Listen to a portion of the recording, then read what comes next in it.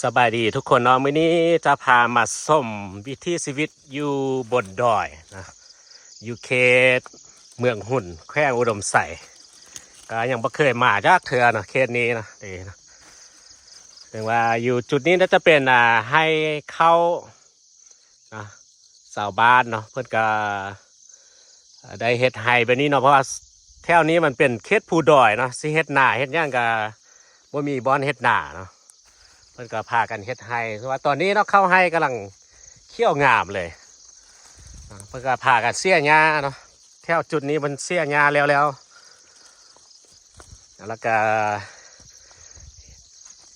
ก็เห็นเพิ่นกำลังเสี้ยหญ้าเนาะอยู่เทิงมันยังบ่ทันแล้วเนาะเดี๋ยวสิพาย่างมือส้มเพิ่นเสี้ยหญ้าไห้เนาะก็คือเห็นคิดฮอดชีวิตตอนวัยเด็กนะตอนวัยเด็กนี่จื้อได้ว่าก็เคยใช้ชีวิตเฮ็ดไร่คือกันเนาะว่าแต่กี้นี่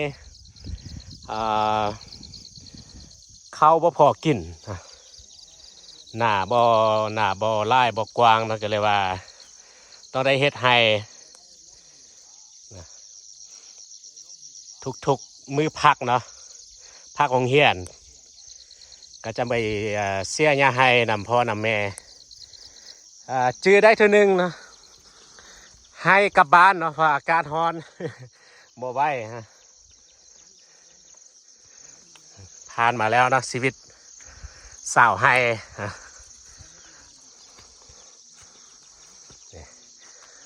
เขากำลังเคี่ยวงามโอ้หญ้าก็งามฉะนั้นนี่ต้องได้เคี่ยวเนาะเคี่ยวเสี้ยหญ้าเนาะขันบ่เคี่ยวเสี้ยหญ้านี่ก็จะบ่ได้เข้านะหญ้าหุ้มเข้าแล้วก็เข้าก็จะตายไปนำนี่นะโอ้เป็นเห็ดกว้างเนาะนี่นะแถวนี้นะ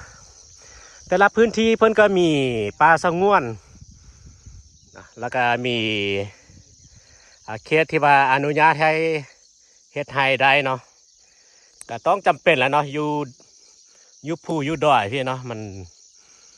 ถ้าบ่เฮ็ดไร่ก็บ่มีหน้าเด้ฉะนั้นก็ต้องได้เฮ็ดเนาะแต่เพิ่นก็กำหนดพื้นที่เนาะตอนนี้กำหนดพื้นที่ให้เฮ็ด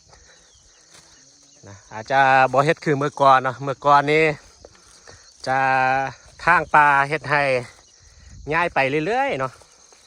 ซึ่งว่าตอนนี้บนย้ายบ่ได้แล้วมันจะมีพื้นที่ให้นะมีพื้นที่ให้จำกัดบ่อนั่นเฮ็ดให้เนาะก็จะมีพื้นที่ป่าสงวน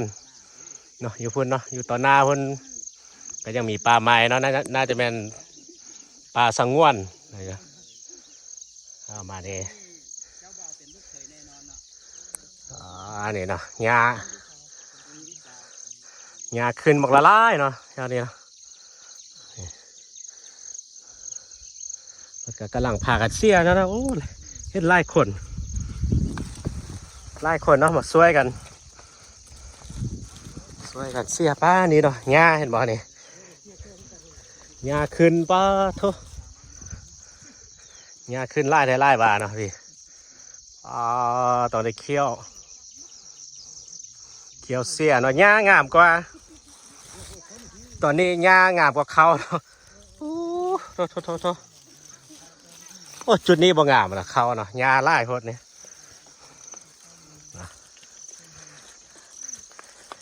มาเลาะนี่ตอนได้ระหว่างเนาะอย่าไปเหยียบเขาคนนั้นเนาะนี่หญ้าได้เข้าได้เบิ่งบ่ออกเลยตอนนี้ปัดโถนี่เนาะโอ้เป็นซอยกันหลายคนเนาะเนี่ย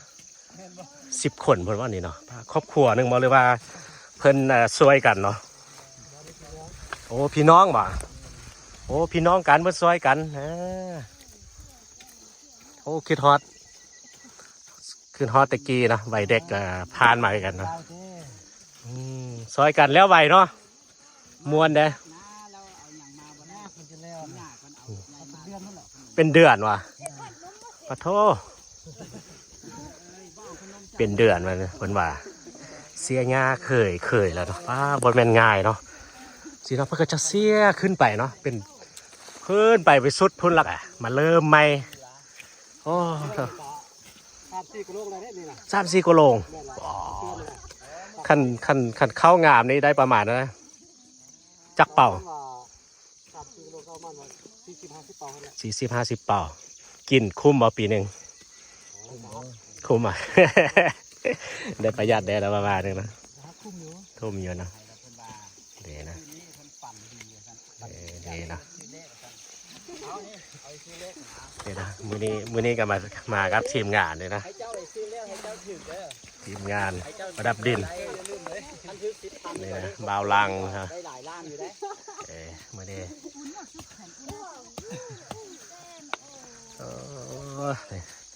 ทิปฮอตตะกี้ก็เคยเฮ็ดคือกันเนาะเฮ็ดไฮเนี่ยนะจนไฮเนาะจนไฮเลยมาเสี้ยหญ้าไฮมันหญ้าไล่โหเนาะเสี้ยบอลลอนอากาศก็ร้อนเลยไฮเลยอดบ่ได้นี่เนาะนี่นะแถวนี้เนาะพื้นที่ที่เป็นอนุญาตให้เฮ็ดนะที่ว่าไปก่อนหน้านี้เนาะซึ่งว่าตอนนี้เพิ่นก็จำกัดละซึ่งว่าในเมื่อก่อนนี้บ่ได้งามๆนี่ก็สามารถไปเฮ็ดได้เลยเนาะแต่ว่าตอนนี้เพิ่นจำกัดพื้นที่ไปของไผ่ของมันแต่ละปีก็จะย้ายบอล1-2 บอล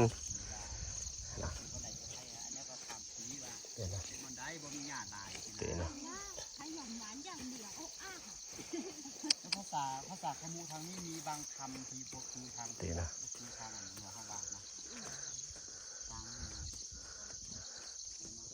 บางคำนี้เนาะสาวบ้านก็จะสวยกันเนาะพี่ๆน้องๆนี่เนาะกว้างเติบเนาะเป็นเฮ็ดนี่ก็ต้องพยายามเสียหญ้าให้มันร้อนเนาะถ้าอยากได้เข้านี่เนาะอยู่จุดนี้นี่เพิ่นเสียแล้วเทื่อนึงแล้วเนาะก็จะเห็นเขางามๆแบบนี้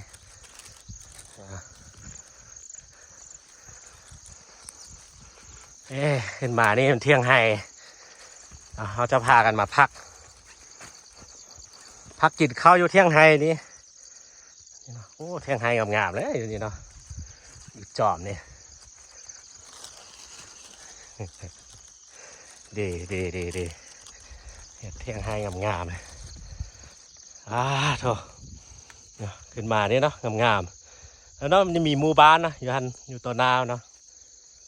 ดีมื้อนี้มาดำปลายังบ่าวลางเมืองหุ่นเนาะ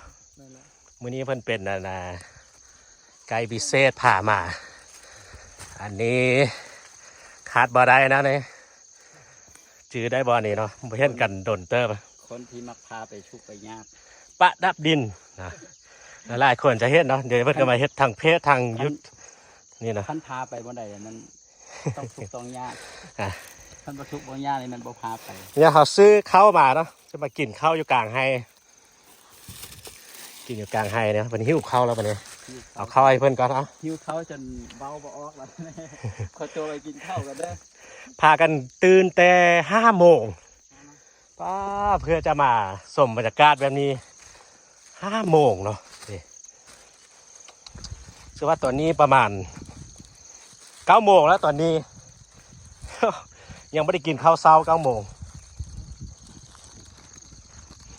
เนาะก่อนจะได้คลิปหนึ่งเนาะบรรยากาศงามๆนี่ต้องได้ลุยเนาะเส้นทางนี้ก็โหดคือกันมานะอันนี้เที่ยงหน้าเที่ยงไฮเนาะเป็นเที่ยงหน้าเที่ยงไฮงามๆเนี่ยมาข้อผักเสาน้ำเจ้าทินมาเนาะ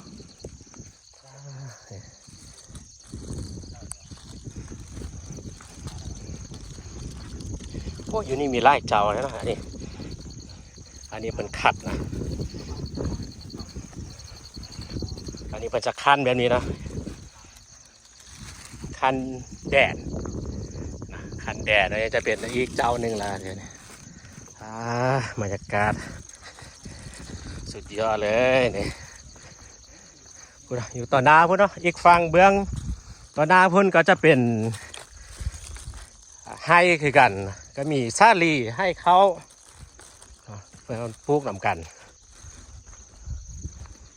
วิวนี่สุดยอดเลยวิวเนาะ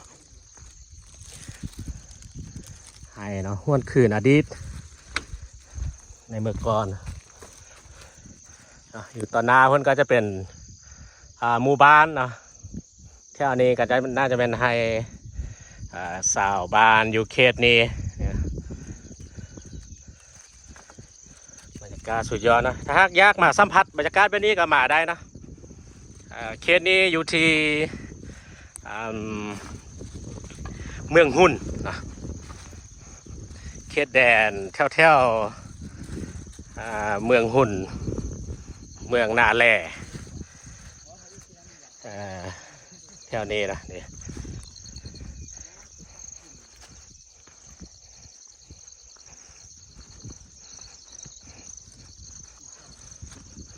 เดี๋ยวก็จะขออนุญาตนะไปกินข้าวสวยก่อนเนาะก็ขอขอบใจเนาะทุกท่านคนที่เข้ามาเบิ่งมาชมและติดตามมาตลอดเนาะแล้วเจอกันใหม่ในคลิปต่อไปสบายดี